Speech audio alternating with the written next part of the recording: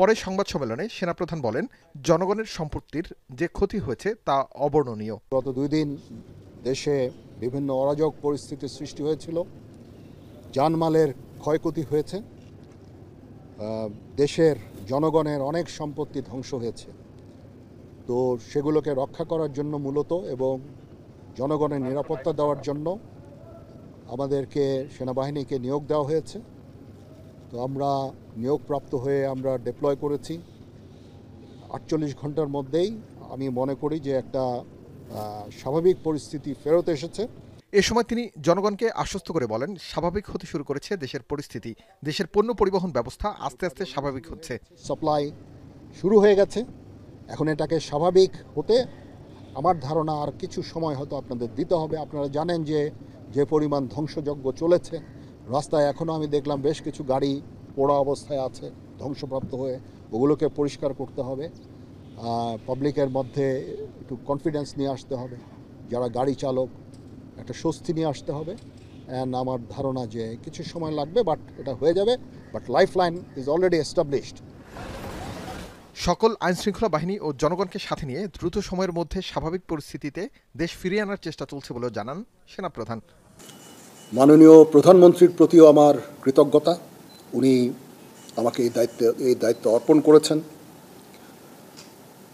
অতীতে ওনার সাথে আমি পিএসওএফডি হিসাবে 3 বছরেরও বেশি সময় আমি চাকরি করেছি। ওনার সাথে আমার যে চাকরির অভিজ্ঞতা সেটা অত্যন্ত ভালো। যখনই আমি কোনো সিদ্ধান্তের জন্য ওনার কাছে গিয়েছি, উনি অত্যন্ত খুব দ্রুত সেই সমস্ত সিদ্ধান্ত দিয়েছেন এবং আমার কাজ করতে খুবই সুবিধা হয়েছে। আমি ওনার কাছে কৃতজ্ঞতা জানাচ্ছি। উনি আবার আমাকে সুযোগ দিয়েছেন ওনার অধীনে কাজ করার জন্য। বঙ্গবন্ধুর প্রতি কৃতজ্ঞতা। উনি আমাদের একটা স্বাধীন সার্বভৌম দেশ দিয়েছেন এবং যেই দেশে আজকে আমি, সেই স্বাধীন দেশের আমি আজকে সেনাপ্রধান।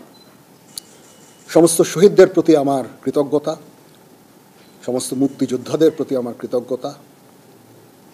তারা তাদের সোনালী দিনগুলো আমাদের জন্য উৎসর্গ করেছেন এবং আজকে আমরা এই স্বাধীন সার্বভৌম দেশ পেয়েছি। আমার সমস্ত অফিসার, যারা কমান্ডিং অফিসার, যারা আমাকে বিভিন্নভাবে বড় করেছেন, আমাকে শিক্ষিত করেছেন, আমাকে আজকে আমি যেই পর্যায়ে এসেছি সেটার জন্য বিভিন্নভাবে শিক্ষা দিয়েছেন, তাদের কাছে আমি কৃতজ্ঞতা জানাচ্ছি। আমার সমস্ত সিনিয়র যারা আমাকে নার্চার করেছেন, তাদের প্রতি আমি কৃতজ্ঞতা জানাচ্ছি। এবং মূলত যে কারণে আমি মনে করলাম আপনাদের সাথে আমি কথা বলি, সেটা হচ্ছে যে আপনাদের প্রতি আমার কৃতজ্ঞতা।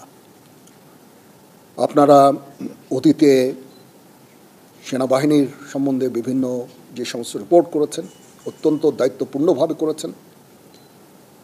কোনোদিন আপনারা আমাদের বিব্রত করেননি। আপনারা জানেন সেনাবাহিনীর কিছু কিছু ইনফরমেশন আছে যেগুলো সংবেদনশীল এবং ওই দিকটা বিবেচনা করে আপনারা সব সময় বিভিন্ন রিপোর্ট করেছেন। আপনার কাছে এই জন্য আমরা অত্যন্ত কৃতজ্ঞ এবং আমি আশা করব যে পরবর্তী সময়েও আপনারা এই দায়িত্বের সাথে এই সমস্ত রিপোর্টিংগুলো করবেন। এবং আমি কথা দিচ্ছি যে অতীতেও কখনো হয়নি এবং ভবিষ্যতেও হবে না। আমরা যে সমস্ত ইনফরমেশন আপনাদের দিব সবগুলো বস্তুনিষ্ঠ এবং আপনাদের সাথে যে আমাদের সুসম্পর্ক ইনশাল্লাহ বজায় থাকবে। কখনো কোনো জিনিস নিয়ে যদি কোনো সন্দেহ দেখা দেয় বা কোনো ইনফরমেশন আপনাদের প্রয়োজন হয়, আমাদের আইএসপিআর আছে, আমরা আইএসপিআরের মাধ্যমে ইনফরমেশনগুলো দিই। আপনারা যদি আলাদা আলাদাভাবে ইনফরমেশন নেন তাহলে একটা সমস্যা থেকে যায় যে একভাবে হয়তো ইনফরমেশন আপনারা পান। এটা ব্যক্তি বিশেষের পার্সপেক্টিভের একটা ভিন্নতা থাকতে পারে, তখন এটা আপনাদের কনফিউজ করবে। এই জন্য আমরা সবসময় আমাদের আইএসপিআর আছে, আইএসপিআরের মাধ্যমে আমরা ইনফরমেশনগুলো দেই, সো দ্যাট ইনফরমেশনগুলো যেন সঠিক হয় এবং বিভিন্ন ধরনের ডিফারেন্ট ইনফরমেশন যেন আপনাদের কাছে না যায়। সেনাপ্রধান হিসাবে আমার প্রধান দায়িত্ব হচ্ছে সেনাবাহিনীকে সবসময় যুদ্ধের জন্য প্রস্তুত রাখা, বিভিন্ন ভবিষ্যৎ চ্যালেঞ্জের জন্য প্রস্তুত রাখা। সেই কাজটাই ইনশাল্লাহ আমি করে যাব। সেনাবাহিনী ইনএড টু সিভিল পাওয়ারে তার দায়িত্ব পালন করে। যদি সরকার আমাদের সেই দায়িত্ব দেয়, ওই দায়িত্ব আমরা নিষ্ঠার সাথে পালন করব। দুর্যোগ মোকাবেলায় যখন সরকার আমাদের নিয়োগ দিবে, ইনশাল্লাহ আমরা সেই সমস্ত দায়িত্ব ভালোভাবে পালন করব। দেশ গঠনে আমাদের নিয়োগ দিলে সেটাও করব। বিশ্ব শান্তির জন্য আমরা কাজ করে যাচ্ছি। আমরা ইউএন মিশনে আমরা ডিপ্লয় হই, বিভিন্ন ইউএন অপারেশনগুলো আমরা করি, শান্তি রক্ষার জন্য, বিশ্ব শান্তির জন্য আমরা কাজ করে যাই। সেগুলিও ইনশাল্লাহ জারি থাকবে। এবং আমি আমার প্রাক্তন সমস্ত সেনাপ্রধানদের প্রতি আমি কৃতজ্ঞতা জানাচ্ছি। ওনারা আজকে ওনাদের শ্রম দিয়ে, ওনাদের মেধা দিয়ে আজকে যে অবস্থায় সেনাবাহিনীকে রেখেছেন, আমি সেই অবস্থা থেকে সেনাবাহিনীকে আরও সামনে এগিয়ে নিয়ে যেতে চাই। ওনারা অনেক পরিশ্রম করেছেন এবং সেনাবাহিনীকে একটা অত্যন্ত সুন্দর জায়গায় আমি পেয়েছি আমার এর আগে সেনাপ্রধানের কাছ থেকে। ইনশাল্লাহ আমি ভবিষ্যতে সেনাবাহিনীকে এগিয়ে নিয়ে যাওয়ার আমার সর্বাত্মক চেষ্টা আমি জারি রাখব এবং দেশ এবং জনগণের প্রয়োজনে যখন প্রয়োজন হবে আমরা সর্বদা নিয়োজিত থাকব এবং জাতির পাশে থাকব ইনশাআল্লাহ। তো এই হচ্ছে দেশ জাতির কাছে এবং আপনাদের কাছে আমার অঙ্গীকার। মোটামুটি এই কয়েকটা কথাই আমার ছিল। আপনাদের যদি কোনো প্রশ্ন থাকে, কিছু জানতে চান, আমার সাথে কোনো কিছু শেয়ার করতে চান, ইউ মোস্ট ওয়েলকাম। জি, আমার অতীতে সেনাপ্রধানরা যারা কাজ করেছেন অত্যন্ত ভালোভাবে কাজ করেছেন। তারপরেও শৃঙ্খলা একটা ইস্যু থেকেই যায়। সেনাবাহিনীকে সবসময় সুশৃঙ্খল রাখতে আমি কাজ করে যাব। ট্রেনিং আমরা সবসময় করছি, এই ট্রেনিংটা যেন জারি থাকে সেই দিকটা আমি দেখব। আমরা ইউএন মিশনে চ্যালেঞ্জিং দায়িত্ব পালন করছি। আমাদের অফিসার্স, সৈনিকরা সবসময় ওখানে কাজ করে যাচ্ছে। এটাও একটা চ্যালেঞ্জ এবং এটাকে সামনে নিয়ে যাওয়া এবং এটা জারি রাখা, সেই কাজগুলো আমি করব। এবং এগুলো মোটামুটি আমি চ্যালেঞ্জ হিসাবে আমি ওভাবে দেখছি না, বাট এই কাজগুলো ইনশাল্লাহ করব। দেশ জাতি গঠনে যখনই কোনো কাজে আমাদের নিয়োগ দেওয়া হবে সেই কাজগুলো আমরা করব। এটার প্রধান কারণ হচ্ছে আপনাদের কাছে কৃতজ্ঞতা জানানো। অতীতে অনেক সেনাপ্রধান এভাবে কথা বলেননি, গত 2 সেনাপ্রধান হয়তো কথা বলেছেন, বাট আমি মনে করলাম যে আপনারা আমাদের এতভাবে সাহায্য করেছেন, আপনারা এই সংবেদনশীল সংবাদ প্রচারে এত দায়িত্বর পরিচয় দিয়েছেন, আমি যদি আপনাদের সাথে কথা না বলি সেটা মোটেই সমীচীন হবে না। আপনাদের প্রতি কৃতজ্ঞতা জানানোর জন্য বেসিক্যালি, এবং পরবর্তীতেও যেন আপনারা আমাদেরকে এইভাবে সাহায্য সহযোগিতা করেন, সেই জন্য আমি মনে করেছি যে এটা আমার জন্য অত্যন্ত জরুরি যে আমি আপনাদের সাথে কথা বলি। প্রথমত হচ্ছে যে আমরা এঙ্গেজড সমস্ত দেশগুলোর সাথে। মায়ানমারের সাথে আমরা এঙ্গেজড। আমাদের ওখানে ডিএ আছে, প্রতিনিয়ত ডিএদের সাথে তাদের সরকারের যোগাযোগ আছে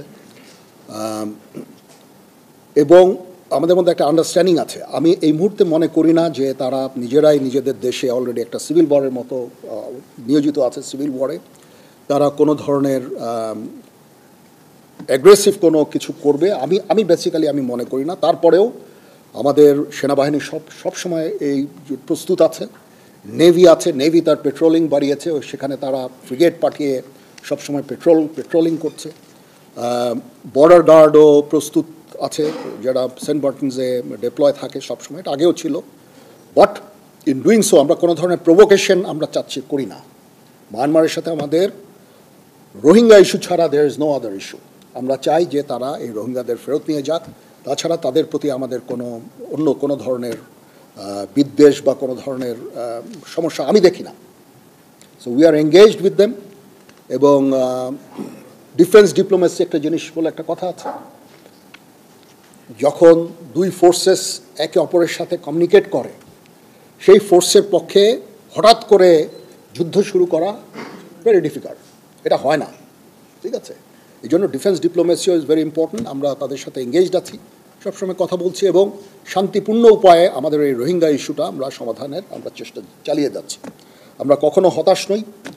আমি মনে করি যে একদিন না একদিন ইনশাআল্লাহ এই সমস্যার সমাধান হবে। আমরা সবসময় তাদের সাথে এঙ্গেজ থাকব। তো সবাইকে ধন্যবাদ।